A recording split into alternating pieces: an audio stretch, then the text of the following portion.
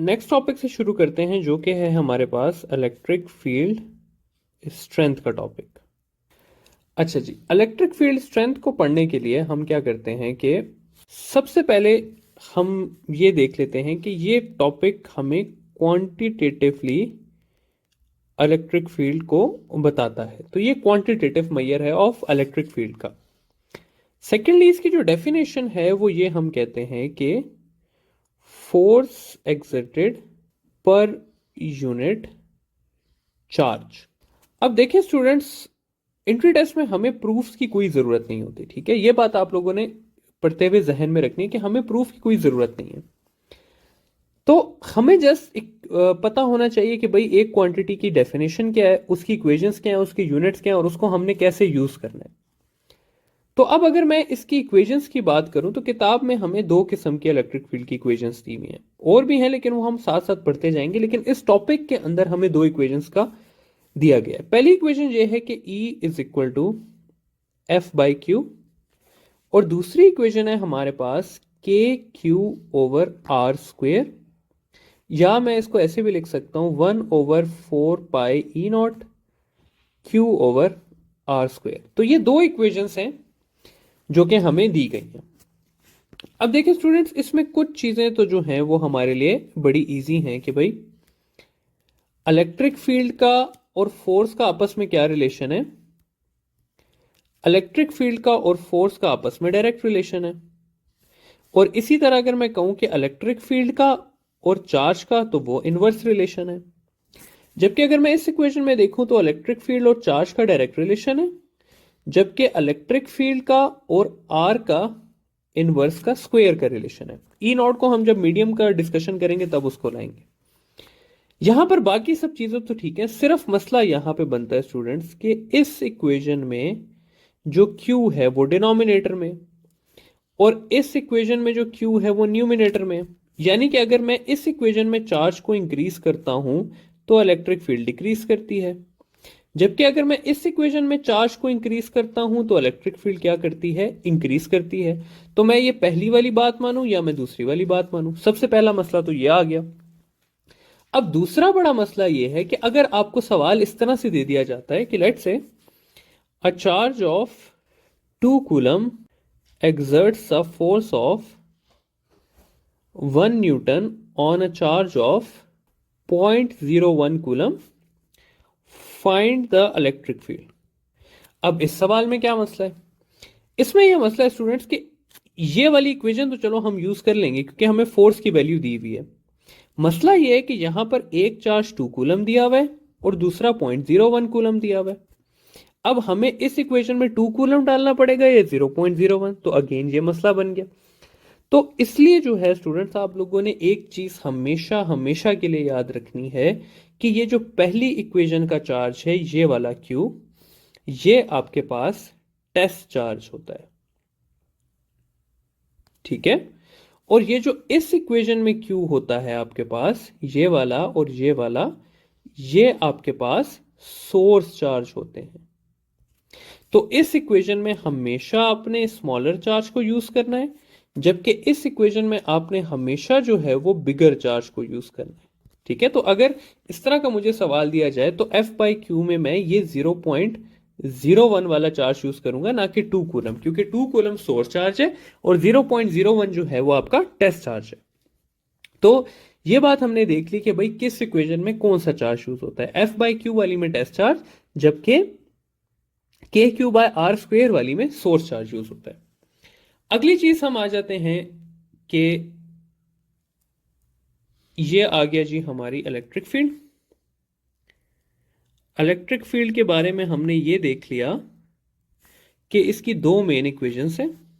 पहली इक्वेशन है हमारे पास E is equal to F by Q, और इसी इक्वेशन की अगर मैं वेक्टर फॉर्म लिखना चाहूं तो मैं इस तरह से लिख सकता हूं कि E is equal to F by Q. और दूसरी जो मेन इक्वेशन है वो है मेरे पास E is equal to K Q by R square, या अगर मैं इसी की वेक्टर फॉर्म लिखूं तो मैं इसको इस तरह लिख सकता हूं E is equal to K Q by R square into R cap, या फिर मैं इसको ऐसे लिख सकता हूं कि K Q over R cube into R vector. तो ये आ गई जी इक्वेशंस। नेक्स्ट चीज अब हम बात करते हैं जी यूनिट की, कि यूनिट का क्या हिसाब है। देखिए यूनिट एस आई जो होता है ना स्टूडेंट्स, वो एक ही होता है। तो एसआई यूनिट की अगर मैं बात करूं तो वो डिराइव हुआ है इस इक्वेशन से, E is equal to F by Q से। एफ का न्यूटन होता है, चार्ज का कूलम होता है, तो न्यूटन पर coulomb is the S I unit of electric field. लेकिन ऐसा नहीं है कि ये इसका वाहिद यूनिट है, इसके और भी यूनिट्स हैं, वो मैं आपको यहां पर मेंशन कर देता हूं। जैसे जैसे हम आगे पढ़ेंगे ये चैप्टर, हम उसको प्रूफ भी कर लेंगे। तो वोल्ट पर मीटर ये इलेक्ट्रिक फील्ड का यूनिट है। इसी तरह केजी मीटर पर सेकंड स्क्वायर कूलम, ये भी आपके पास क्या है, इलेक्ट्रिक फील्ड का ही यूनिट है। लेकिन आप लोगों ने ये बात याद रखनी है कि सिर्फ एक उसका ऐसा यूनिट है, और वो क्या है, न्यूटन पर कूलम। तो अगर आपको सवाल आए कि which of the following is the ऐसा यूनिट, तो उसका आंसर होगा न्यूटन पर कूलम। लेकिन इसी में सवाल आ जाए कि which of the following is the unit of electric field, तो वो आपके पास आ जाएगा न्यूटन पर कूलम, वोल्ट पर मीटर, केजी मीटर पर सेकंड स्क्वायर इनटू कूलम। ये सारे उसके आंसर आएंगे, ठीक है। बाकी हमने देख लिया कि इलेक्ट्रिक फील्ड क्या है जी, electric field is a vector quantity. Next चीज देखते हैं जी अब हम, effect of medium on electric field. तो यहां पर लिखते हैं अपना effect of medium on electric field.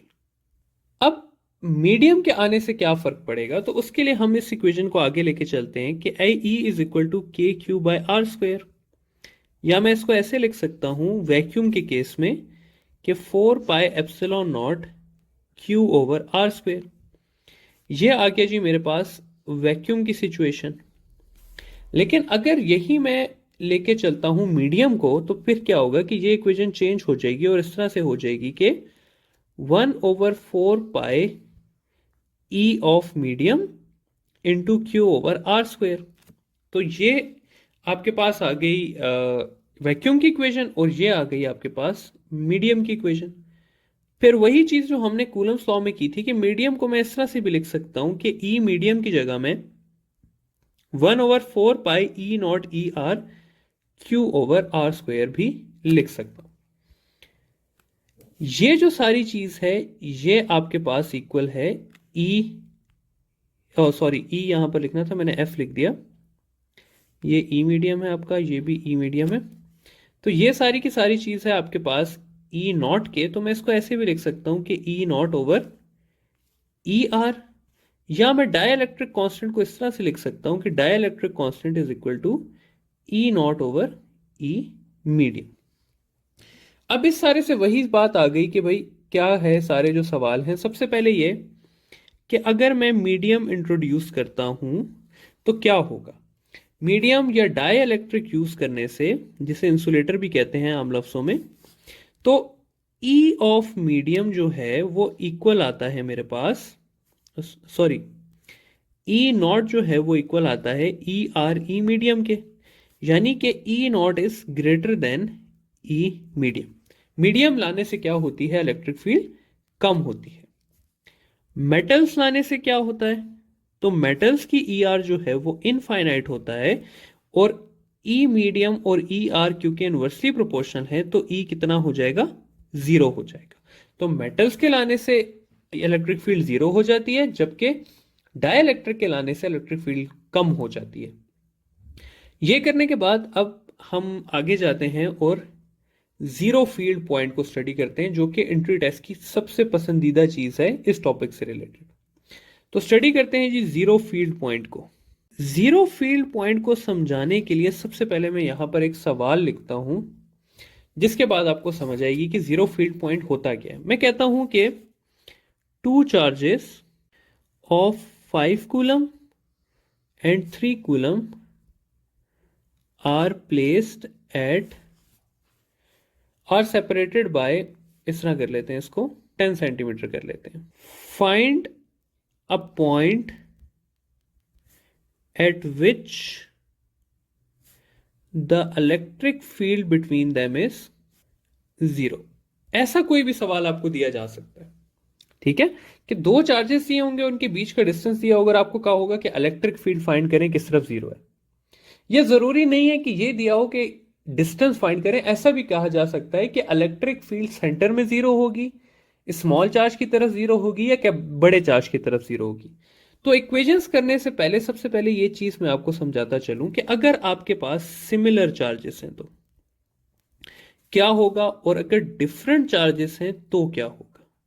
ठीक है, अगर आपके पास स्टूडेंट सिमिलर चार्जेस हैं, यानी कि मैं कहता हूं ये पॉजिटिव चार्ज है मेरे पास और एक और पॉजिटिव चार्ज है, तो इनके बीच में यानी कि इस सारे एरिया में कोई ऐसा पॉइंट होगा जिसमें फील्ड जीरो होगी। वो पॉइंट क्या होगा हमें नहीं पता, वो हम जब तक न्यूमेरिकली नहीं फाइंड करेंगे हमें नहीं पता चलेगा, लेकिन होगा क्या, इनके बीच का कोई पॉइंट होगा। लेकिन अगर डिफरेंट चार्जेस हैं, लेट्स से मैं कहता हूं एक पॉजिटिव चार्ज है और एक मेरे पास नेगेटिव चार्ज है, तो इनके बीच में कभी भी फील्ड जीरो नहीं हो सकती। ठीक है, इस सारे एरिया में फील्ड जीरो नहीं हो सकती। फील्ड फिर किस तरफ जीरो होगी, तो आपने याद रखना है कि स्मॉलर चार्ज की साइड पे। लेट से मैं कहता हूं ये 2 है और ये 10 है, तो 2 के पास जो है वो इस पॉइंट पे मैं कह सकता हूं कि क्या होगी, फील्ड जीरो होगी। तो हमेशा स्मॉलर चार्ज की तरफ क्या होती है, फील्ड जीरो होती है। तो ये आ गई जनरल डायग्रामेटिक फॉर्म के भाई डायग्राम में किस जगह पे जीरो होगी। अब हमसे तो ऊपर सवाल में पूछा हुआ है इक्वेशन वाली चीज, तो इक्वेशन स्टूडेंट्स मैं आपको लिखवाता हूं, ठीक है, और वो इक्वेशन आपने इसी तरह जिस तरह मैं आपको सिखा रहा हूं बगैर सोचे समझे यूज करनी है, उससे आपका आंसर बिल्कुल ठीक आएगा। इक्वेशन क्या है जी हमारे पास, हमने क्योंकि इलेक्ट्रिक फील्ड को जीरो करना है, तो स्टूडेंट्स हमने क्या करना है कि हमने एक जो चीज हमें पक्की पता होनी चाहिए वो ये होनी चाहिए कि हमने स्टार्ट हमेशा इधर से करना है कि E1 is equal to E2, यानी कि charge of first field is equal to charge of second field. इसी तरह यहां पर भी हमने क्या करना है कि E1 is equal to E2 के ही साथ आगे जाना है। ठीक है, बस इसमें फर्क क्या करना है हमने कि यहां पर हमने लिखना है KQ1 divided by R minus x square whole square, sorry, और KQ2 divided by x square, ये आ गया। और यहां पर हमने इस माइनस की जगह जस्ट इसको क्या कर देना है, प्लस कर देना है। तो ये मेरे पास बन जाएगा KQ1 over R plus x square is equal to KQ2 divided by x square. तो इन फॉर्मूला से हम बहुत इजीली जो है वो आंसर निकाल सकते हैं। और इस फॉर्मूले को मैं आपको फर्दर सिंप्लीफाई करके दूं तो ये के से कैंसिल हो जाता है और हम इसके ऊपर अंडर रूट लगा देते हैं। तो इस इक्वेशन की जो फाइनल फॉर्म बनती है ना स्टूडेंट्स, वो ये बनती है कि under root Q1 divided by R minus x is equal to under root Q2 x. इसी तरह यहां पर क्या बनती है, under root Q1 divided by R plus x और is equal to under root Q2 divided by x. ठीक है, तो ये जो दो इक्वेशंस हैं आपके पास, एक ये इक्वेशन और दूसरी ये इक्वेशन, ये है जीरो फील्ड पॉइंट की इक्वेशन जब आपको दो चार्जेस चाहिए हो। आगे चलते हैं, इसका कोई सवाल सॉल्व करते हैं ताकि हमें ज्यादा अच्छे तरीके से इस इक्वेशन की अंडरस्टैंडिंग हो सके। सवाल में ये कर लेता हूं कि charge of 9 coulomb is separated from a charge of 4 coulomb by a distance of 0.5 metre. Zero field point find करना है हमने कि किस पॉइंट पे इलेक्ट्रिक फील्ड जीरो हो जाती है। सवाल को अगर आप विजुअलाइज करें स्टूडेंट्स, तो सवाल इस तरह का है कि एक बड़ा चार्ज है 9 कूलम का और एक छोटा चार्ज है मेरे पास 4 कूलम का, और ये सेपरेट हुए हुए हमारे पास 0.5 मीटर के डिस्टेंस से, और मुझे फाइंड करना है कि जीरो फील्ड पॉइंट किस तरफ होगा। अभी हमने देखा था कि जीरो फील्ड पॉइंट होगा तो इनके बीच में किसी जगह पे ना, यानी कि किसी एक पॉइंट पे होगा। मैं कह देता हूं लेट से इधर है, इस पॉइंट को मैं x नाम दे देता हूं, तो इससे यहां का डिस्टेंस कितना हुआ x, जबकि इसका यहां से यहां डिस्टेंस कितना हुआ r माइनस एक्स, यानी कि 0.5 माइनस एक्स। अब आगे सिंपली स्टूडेंट्स हमने उस इक्वेशन को यूज करना है अपनी कि E1 is equal to E2, या जो हमने एंड पे निकाली थी कि under root Q1 divided by R minus x is equal to under root Q2 x. यहां पर अब मैंने वैल्यूज डाल देनी है, तो Q1 हो जाएगा मेरे पास 9 का अंडर रूट, ये हो जाएगा मेरे पास 4 का अंडर रूट, ये आ जाएगा मेरे पास 0 पॉइंट, बल्कि R माइनस एक्स ही कर देते हैं इससे, और यहां पर आ जाएगा x। फिर ये जब ऊपर जाएगी इक्वेशन तो ये चेंज हो जाएगी, 3 into x is equal to 2R minus 2x आ जाएगी। जब मैं इसे मजीद सॉल्व करूंगा तो मैं इस तरह से कर सकता हूं कि मैं लिख सकता हूं 2R is equal to 5x, या R की वैल्यू डाल दूंगा 0.5 तो ये बन जाएगा 1 इज इक्वल टू 5x, या x की वैल्यू आ जाएगी मेरे पास 1/5 मीटर। तो ये 1/5 मीटर जो है ये क्या है, मेरा आंसर है फ्रॉम स्मॉलर चार्ज। ठीक है, तो इस तरह से मैं कोई भी अगर मुझे सवाल दिया हो तो मैं उसका जीरो फील्ड पॉइंट बहुत इजीली सॉल्व कर सकता हूं। तो ये हो गया हमारा इलेक्ट्रिक फील्ड इंटेंसिटी का टॉपिक खत्म। अब इंशाल्लाह हम इलेक्ट्रिक फ्लक्स पढ़ेंगे।